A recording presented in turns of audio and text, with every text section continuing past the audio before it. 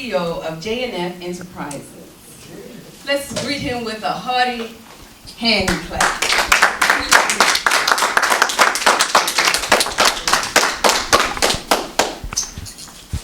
Thank you, Pastor Tamara England.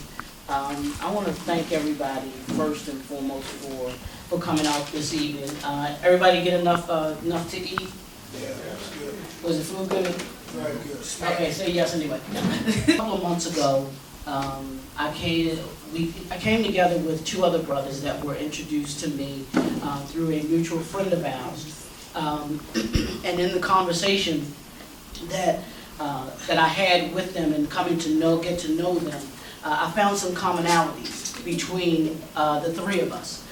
And I came to meet these two other brothers that you all will meet shortly. And needless to say, in meeting them, I was so empowered, I was so enamored by just their spirits and what they were trying to do, what they were doing personally in business, also in the community, and then also for other men and their society as a whole. And I came to them and I talked to them. I said, I have something that I want to bring to you all. I said, we have these things in common. I said, we have a desire to have men do better in our communities. We all have our own businesses individually. And I said, we all had a passion for our communities and wanting our communities to do better. And so I started to talk with them about this idea. And I said, well, what would you all think about going around and talking to other men about being great? Because it was something that the three of us had a desire, not only for ourselves, but others that we were surrounded by. So they said, man, they were gung-ho about it. They were like, let's do it. Let's do it. Let's impact some lives. Let's do what we have to do. Also, with manhood, understanding that manhood is a process. It's a process because you go from being a little boy or a little girl to being a young boy, young girl, into being a young man, young woman, into being a man or to being a woman. And understanding that throughout that process, you're learning what it is to be and how it is to be. You learn you learn what it is, you learn different things at different stages. I want to bring to the stage Mr. Reginald Foreman that's going to talk to you all a little bit more about being great, about the Brothers to Greatness, and he's going to empower you and give you some tools on how to be determined. So everyone, I want to introduce to you all Mr. Reginald Foreman. All right. As the brother said, my name is Reginald Foreman. So first we're going to start off with some good stuff before we get into great stuff. We're going to start off with some good stuff. Because you probably want to know who am I? People want to know who are you? So I'm just going to iterate who I am, Reginald Foreman, author, speaker, designer. So I said I'm an author, speaker, designer. I started my own fashion line called Godly Image God Made Apparel. This is one of my logos right here on the bottom of the shirt. GI stands for Godly Image. This is one of my shirts.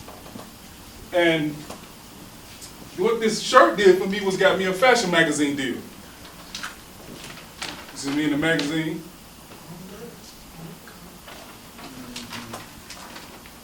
Macy's was a sponsor of this magazine. So I was on the verge of going into Macy's shelves. Before, what we say about what I talked to you about my book is about living determined, before the bumps in the road happened, which the magazine was not ready to push out designers. And in short, they didn't have enough money to have things in order, but they were starting. Also, what I've been able to accomplish in my life was, I was put on the front of the paper, St. Louis American. Now, what was big about this part about Reginald Foreman was, I was in the paper in 1997, but that was for bank robbery. Now I'm on the front of the paper. I'm on the front of the paper for doing good. So in the midst of getting on the front of the paper, as we move on, I wrote my own book, Live Determined, Don't Let Your Struggles Bully Your Dreams.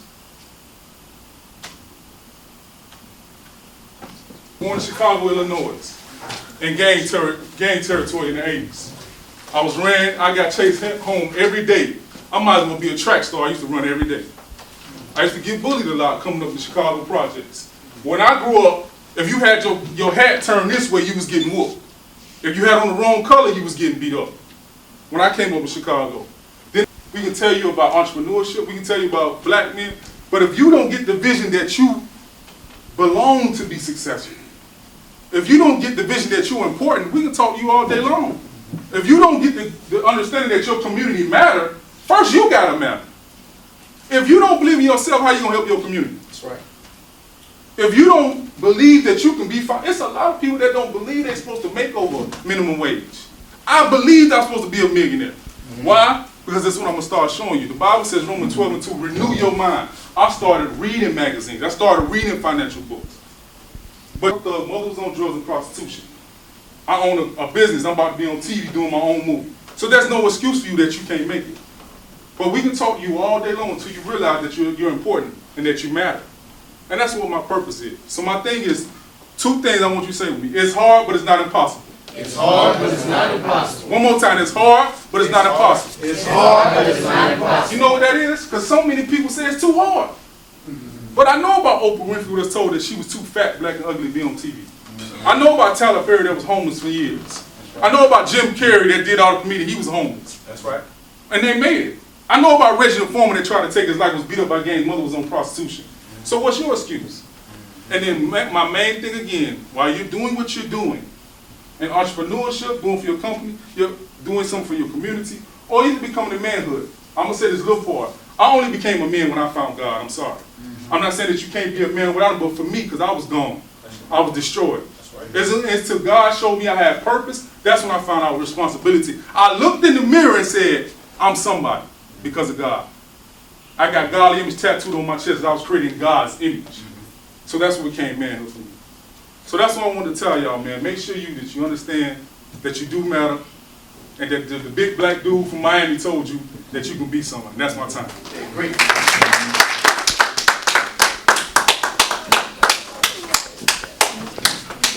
Lay down, lay down.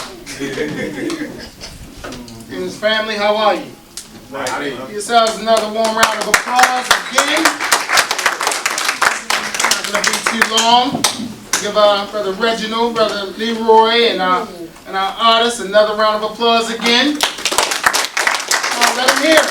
Yeah. We're just going to have a chat, inspire each other. I'm looking for your energy as well as you're looking for mine. So it's just a conversation. How about that? Okay. All right. Derek Barnes, as he introduced, brother in your community, born here in Baltimore, Maryland, although I traveled a little bit. Came up in the Baltimore school system, like many of you. Some of you are just as intelligent and outspoken. I can see it in your eyes. I can see it in the way you carried yourself. I met some of the young men as I arrived today. But for me, education wasn't the strongest lane for me. Yeah, you see me here now and you hear about the books and me being around outstanding men such as Brother Reginald here. But that's not how things have always been. It hasn't always been that way. My journey started, please gentlemen, in the back please. My journey didn't start like most. Education, I was thrust into the darker side of things with special education being labeled as having a learning disability, which can put a cap on your life, which can, in many ways, define the path of life for you. I'm not trying to spook you out. You know what I'm talking about. All of the opportunities, and I'm not just talking about the positive ones, the negative ones, the offers you get. You know what I'm talking about. Be it drugs, gangs, trouble, whatever it may have been. Same thing with me. And right before the streets could really snatch me, it was dark for me, I'm going out of school. I had began hooking school, I began cutting class, and this one day it was just so familiar. And I could say, man, if I left this time, I ain't coming back.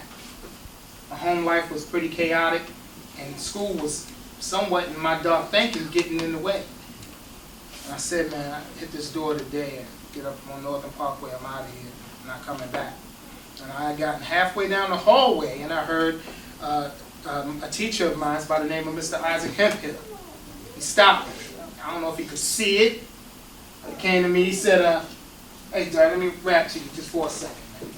I don't know if he could feel it. He saw that I was going through some things all that week. He said, Derek, you're a nice guy. I like you, man. You're a nice guy, but I don't want to see you die. Give me a minute, let me rap to you. Just give me a week or so. So all that week we began to conversate, and we began to have conversations about positive things and opportunities. He started to enlighten me to different heroes in our lives, our ancestors, the importance of them. These are linked. I wasn't familiar with this. He would shut the door and just coach me in a way, on a positive level. We have so many negative examples today, but this was a positive one. So he began to share certain things with me about, like I said, our ancestors, and turning me on to books and things like that. And I took his advice and I started to read some of those books. And we go further, that changed my life. It turned on a light inside of me. Now all of the negativity of the special education and all of that, barely stumbling out of high school, now I'm purchasing my second book. I'm sharing this story, I'm not judging you. I ask that you don't judge me. At the time, if any of y'all remember the high-rises here in the city, some of the young men, you may not remember it, but we used to have the projects, 1058, Murphy Homes, and so forth. Surely you heard about it. And some of the worst gang and drug rivals took place in these locations. Well, after Mr. Hemphill helped me, I began to educate myself and go back into those schools where I was labeled to have a learning disability and help them with conflict resolution and remedies to strengthen our community. So, as we went on with this, like I said, we're back in the projects, the worst projects. I mean, news making. And they said, you're going to go down there and we're not taking guns. There's shootouts every night. And I'm not making mockery if anyone lost a loved one in here, because it's not a game. Constant murders. And it wasn't just old men, it wasn't just women. It was children as well. Finding bodies. And the security contract went up and nobody would even take it.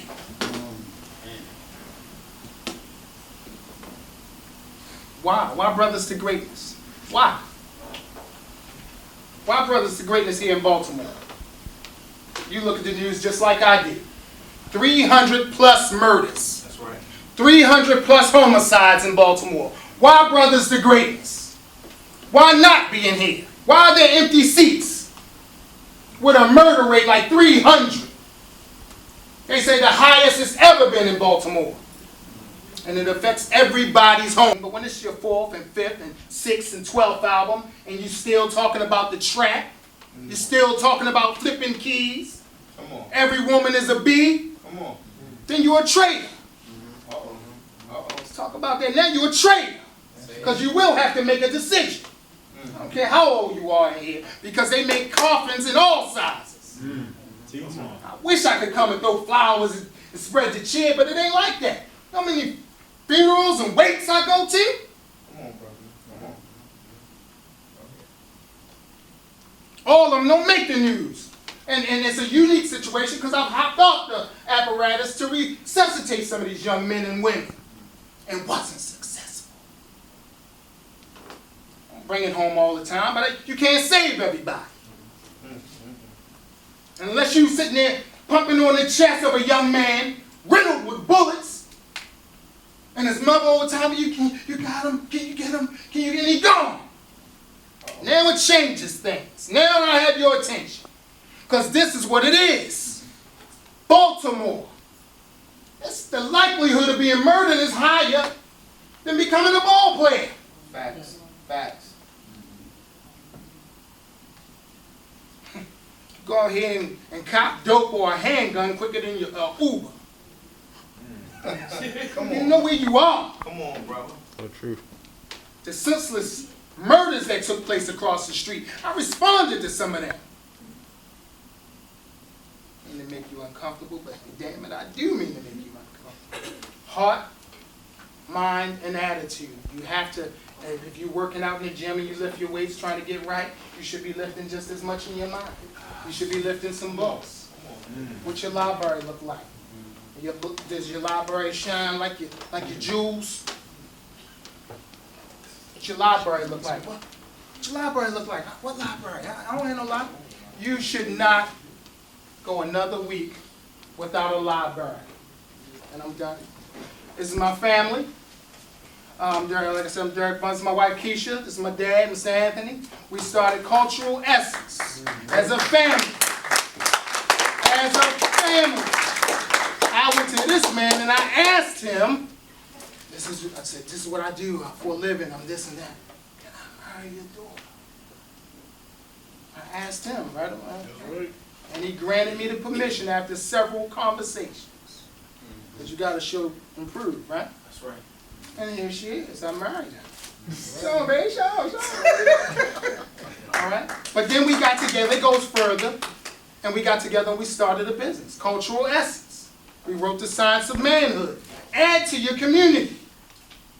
Add to your community. Oh, this not, oh, he a hustler, that's and so. No! Business people. Facts. All right?